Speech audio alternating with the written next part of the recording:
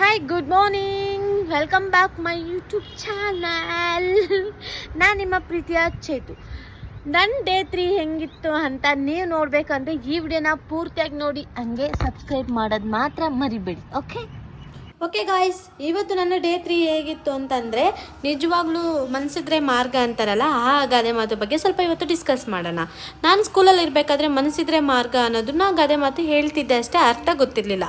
ಬುಕ್ಕಲ್ಲಿ ಏನಿರುತ್ತೋ ಅದನ್ನು ಮಾತ್ರ ಓದ್ತಿದ್ದೆ ಆ್ಯಂಡ್ ಎಕ್ಸ್ಪ್ಲೇನ್ ಮಾಡ್ಕೊತಿದ್ದೆ. ಬಟ್ ನನಗೆ ರಿಯಲೈಸ್ ಆಗಿದ್ದು ಯಾವಾಗಂದರೆ ಈ ಟೈಮಲ್ಲಿ ನನಗೆ ರಿಯಲೈಸ್ ಆಗಿದ್ದು.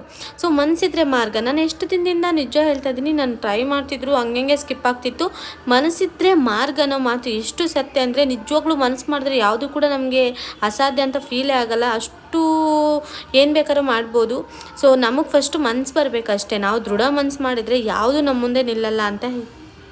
ನೀನು ರಾಂಗ್ ಮಾಡ್ತೀಯೋ ಅಥವಾ ರೈಟ್ ಮಾಡ್ತೀಯೋ, ಇಲ್ಲ ನಾನು ರಾಂಗ್ ಮಾಡ್ತಿದ್ದೀನೋ ಇಲ್ಲ ರೈಟ್ ಮಾಡ್ತಿದ್ದೀನೋ ನನಗೆ ಗೊತ್ತಿಲ್ಲ. ಒಟ್ಟಿನಲ್ಲಿ ನಾವೇನಾದರೂ ಅಂದ್ಕೊಂಡ್ರೆ ಅದನ್ನು ಮಾಡೋಕ್ಕೆ ನಾವು ಟ್ರೈ ಮಾಡಬೇಕು ಫಸ್ಟು. ರೈಟೋ ರಾಂಗ್ ಅಂತ ಹೋಗ್ತಾ ನಮಗೆ ತಿಳಿಯುತ್ತೆ. ಸೊ ನಾನಿವಾಗ ಎಷ್ಟು ರೈಟ್ ಮಾಡ್ತಿದ್ದೀನೋ ಎಷ್ಟು ರಾಂಗ್ ಮಾಡ್ತಿದ್ದೀನೋ ನನಗೂ ಕೂಡ ಕ್ಲಾರಿಟಿ ಇಲ್ಲ. ಬಟ್ ಏನಾಗುತ್ತೋ ಆ ಪ್ರಯತ್ನ ನಾನು ಮಾಡ್ತಾಯಿದ್ದೀನಿ. ಎಂಡ್ ಆಫ್ ದ ಡೇ ನನಗೆ ಖಂಡಿತ ನಾನು ರೈಟ್ ದಾರಿಗೆ ನಾನು ಹೋಗ್ತೀನಿ ಅನ್ನೋ ನಂಬಿಕೆ ನನಗೂ ಇದೆ.